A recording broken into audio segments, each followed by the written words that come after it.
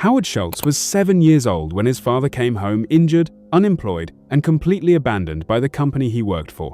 No insurance, no savings, just fear inside a tiny Brooklyn apartment.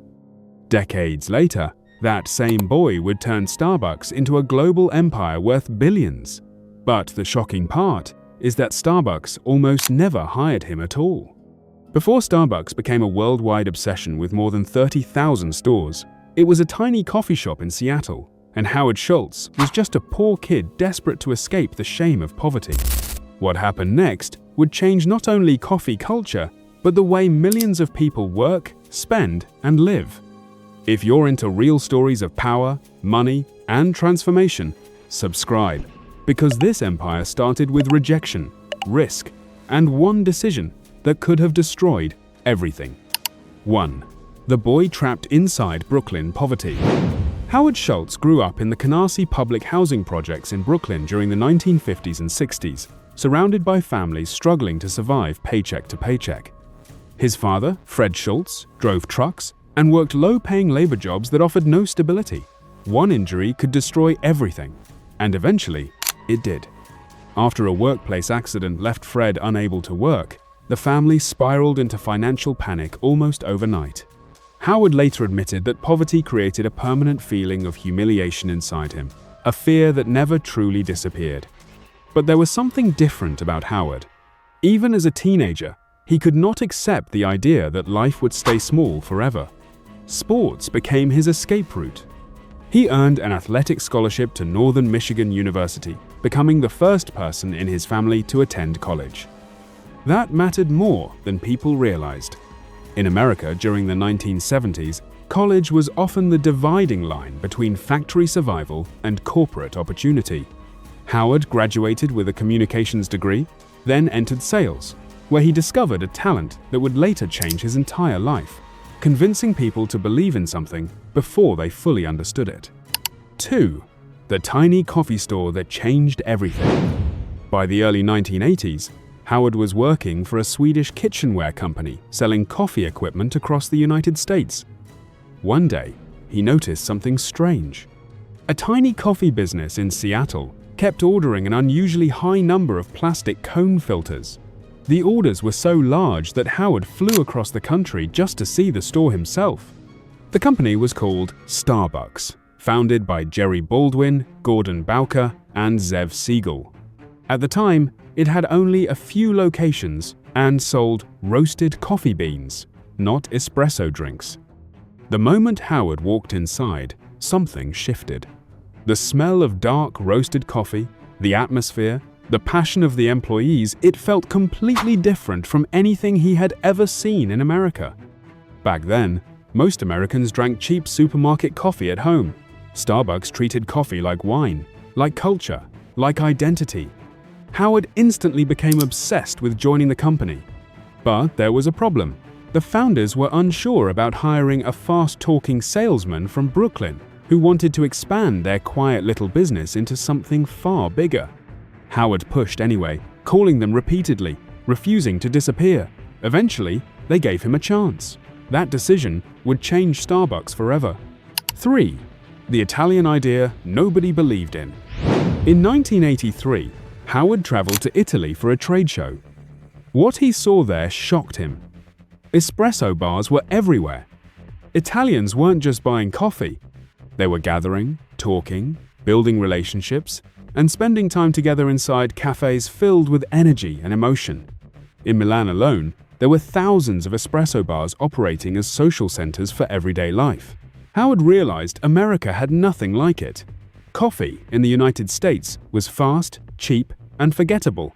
But Italy had transformed it into an experience. Howard returned to Seattle convinced that Starbucks needed to become an espresso bar company. He pitched the idea passionately to the founders. But the industry was not ready. Starbucks owners believed their business should focus on selling premium beans and equipment, not handcrafted drinks. To them, Howard's vision sounded risky and unnecessary. And that's when the story took a darker turn. Howard faced the possibility that the company he loved would never believe in his future. So he made a terrifying decision. He quit Starbucks and started his own coffee company called Il Giornale. The risk was enormous. He needed hundreds of thousands of dollars to survive, but investor after investor rejected him. More than 200 people turned him down.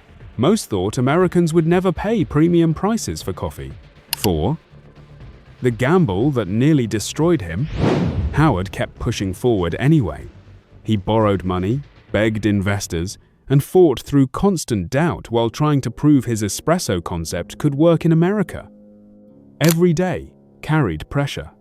Failure would not just embarrass him, it would confirm every fear he had carried since childhood that poor kids from Brooklyn were never meant to build empires. But then, something unexpected happened.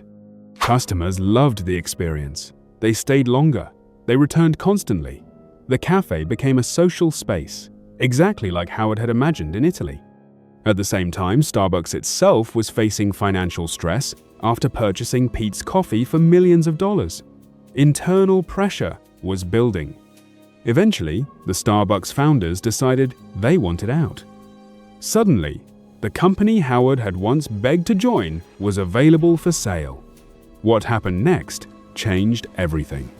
Howard raised nearly $4 million and bought Starbucks in 1987. Then he merged it with Il Giornale and kept the Starbucks name. From that moment forward, he moved with relentless speed. He expanded across major American cities, refused to franchise stores, and maintained strict control over the customer experience. That discipline helped Starbucks grow from a small regional company into a national phenomenon. 5. From coffee shops to global power. During the 1990s, Starbucks exploded across America.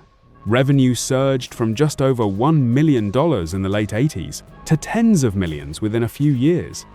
By the time Starbucks went public in 1992, investors were pouring money into the company as stores spread rapidly across the country.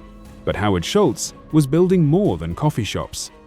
He was building a brand designed to feel emotional, personal, and aspirational. Starbucks became what he called the third place.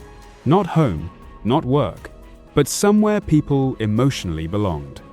Yet the deeper reason behind Howard's leadership came from his father's suffering decades earlier. He never forgot watching his family collapse after a workplace injury, so he built Starbucks differently. The company offered healthcare benefits even to part-time employees, something almost unheard of in retail at the time. Starbucks also introduced stock ownership programs that generated billions in value for employees over the years. Critics sometimes attacked the company for growing too large, too corporate, too dominant. But Howard saw the business through a deeply personal lens. He once said he never set out to build the world's biggest coffee company. He wanted to build the kind of company his father never had the chance to work for. Today, Starbucks operates in more than 80 countries and serves millions of customers every week. But the real story is not about coffee. It is about a child who grew up embarrassed by poverty and spent the rest of his life trying to outrun it. Howard Schultz transformed a tiny Seattle coffee store into one of the most recognizable brands on earth. But the fear that drove him started long before the money ever came. And maybe that is why this story still resonates so deeply, because behind every Starbucks cup is the story of a boy who watched his family struggle and decided he would build something bigger than survival itself. So what do you think mattered more, Howard Schultz's business vision or the pain of his childhood? And would Starbucks have become a global empire without that trip to Italy? Subscribe for more stories like this, where power, ambition, and transformation change the world forever.